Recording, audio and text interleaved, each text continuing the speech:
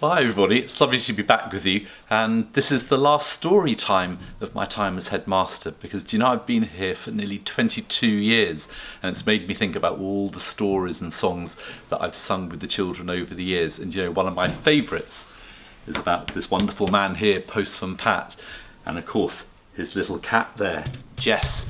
And yeah, it's just made me think, why was Postman Pat such a good example? Well, he really kept an eye out for anybody who needed help in the community, and I thought it would be a lovely way just to finish off and just see if Postman Pat's got a special message for us. And if you're listening well and you're lucky, there might be a song at the end of it too. So here we go. Postman Pat and the Goat's Supper. Well, one morning Pat had a parcel for Miss Hubbard. It was a big, soft, squashy parcel. "I wonder what it is," said Pat to Jess. "It feels like a cushion." Now Miss Hubbard was pleased to see her parcel. "Have a cup of coffee, Pat," she said, "while I open it."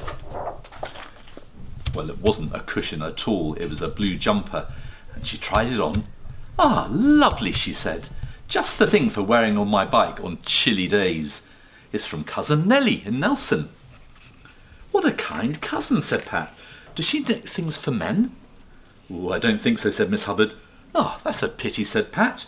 "Well, thanks for the coffee. I'll be on my way now. Bye-bye." So Pat saw the blue jumper again one evening when he was going home after choir practice. It was hanging on Miss Hubbard's washing line. "Oh, she's gone to bed and forgotten it," said Pat. "But that'll be all right. There's no wind to blow it away." So there you can see it blowing in the wind. Well, there was no wind, but there was a hungry goat. No one saw it jump over the wall looking for something to eat for its supper. Oh no, I think I know what's going to happen next. Its bright eyes spotted the jumper and it trotted over to see what it was. And then it did what some goats will always do. It tugged and it nibbled and it chewed it. Oh, and it ate a great chunk of the sleeve. Oh dear, what a mischievous goat that was. Well, it went all about Miss Hubbard's garden, nibbling at this and that, the flowers of all sorts, lettuce, a cabbage leaf. It was poking its nose everywhere. It knocked a bucket over and it gave Miss Hubbard a dreadful fright. Worst of all, when she got up the next morning and saw the hole in the hedge and then saw the hole in her new jumper, she wailed, "Oh, my jumper! It was my favourite." Well, when Pat came, he said, "Don't you worry. Just write to Cousin Nellie. She'll be able to knit a new sleeve in no time at all." Well, before the end of the week, there was a postcard from Nellie. "It's not good news," said Pat as he gave the card to Miss Hubbard. "She says that she's no more wool of that colour." "Oh, dearie me, it's just what I feared." "Oh, don't take on," said Pat. "I'll keep a lookout. There must be some of it somewhere." Well, Pat tied a strand of the wool on his steering wheel just to remind him, and then one day he called on Granny Dryden, and there she was knitting a scarf for Ted Glenn. A blue scarf, can you believe it? "That's the very same colour," said Pat, running to get the wool from his van. "It was a perfect match. Can you knit sleeves?" said Pat.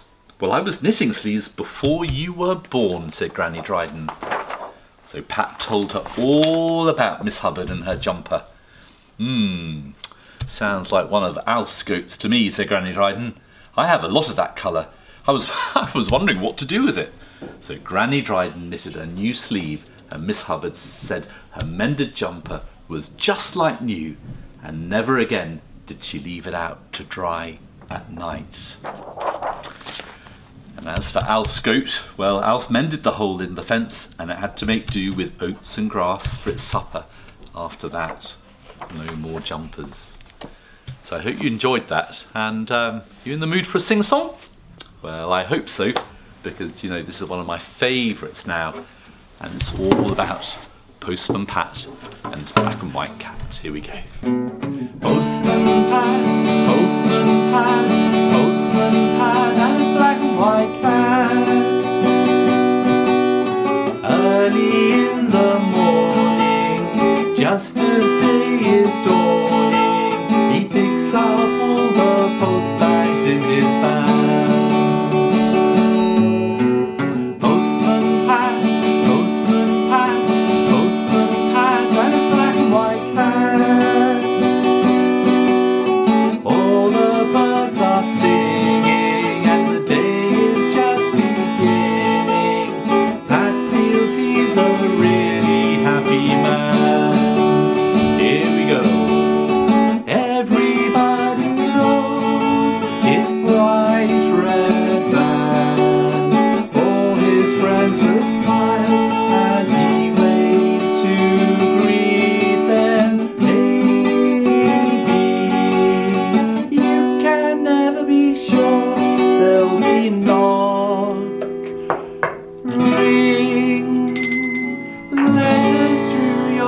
door.